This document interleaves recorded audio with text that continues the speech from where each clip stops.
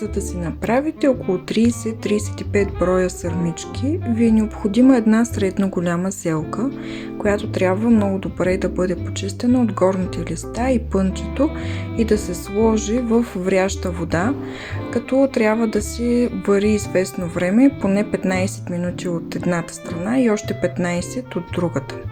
След това ще си приготвим плънката, като за целта изсипваме около 30 мл олио, чесън, лук и прас, които сме накълцали на ситно.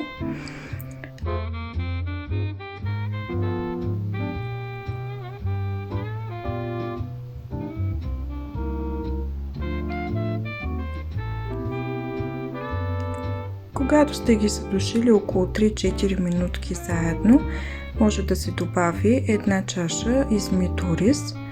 Разбъркваме добре и добавяме около 1/3 чайна чаша соеви гранули.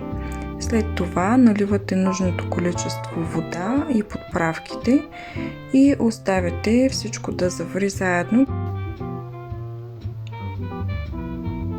Когато оризът е поел водата, започваме да отделяме листове от вече поизстиналата зелка.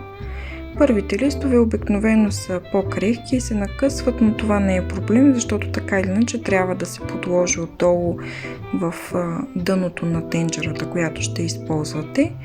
И съответно започвате да навивате всяка една от сърмичките с необходимото количество плънка според големината на листа.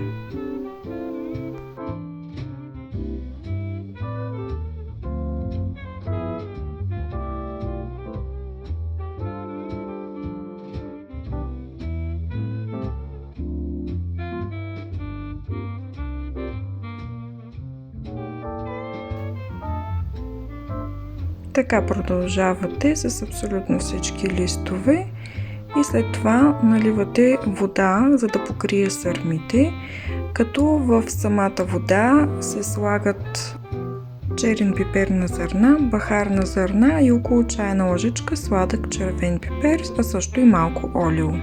Да ви е сладко!